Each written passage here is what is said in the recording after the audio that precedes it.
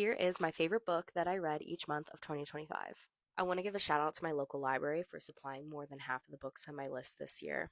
Starting off strong in January, I kicked the year off with a Hunger Games reread in anticipation of Sunrise on the Reaping, and it did not disappoint. In February, I read The Cousins by Karen McManus, which is a young adult mystery novel surrounding three cousins who go and visit their estranged grandmother's wealthy estate on an island. In April, I had my first nonfiction read of the year, which was The House of My Mother by Sherry Frankie. It was a really tough read. It raises a lot of points about the family vlogging industry, and I thought it was very well written and very powerful.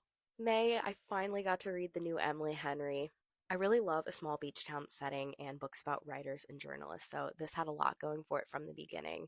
I've actually already shared this, but June was my favorite book of the year. Atmosphere by Taylor Jenkins Reid. Everything about this book amazed me. The backdrop of the 1980 space shuttle program felt so rich and real. The main character was just really interesting and a little bit different from previous Taylor Jenkins Reid main characters in terms of her disposition. In July, I read Just for the Summer, which I really thought was the perfect summer read. It's about two travel nurse best friends, and one of them ends up falling in love.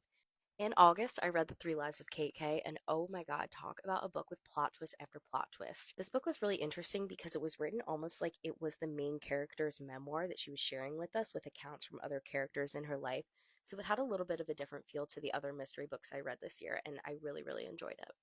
In August, I read How to Hide in Plain Sight, which has that lovely friends to lovers archetype in it. But it's also a story about a main character who is living with obsessive compulsive disorder, and it dives into how that impacts her relationship with her family, which is a really interesting topic and something I'd never read about before. So I definitely recommend this book. October was a month of spooky reads for me, and my favorite was Mate by Ali Hazelwood.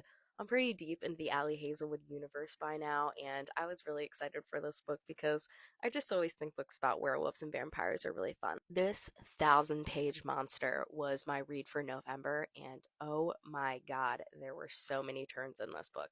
It's really dark and really intense, so you gotta be into that kind of thing to like this fantasy novel. But overall, I really enjoyed it. Just very, very heavy, and it was a big commitment. Last but certainly not least, December is Better Than Black by Cassandra Clare.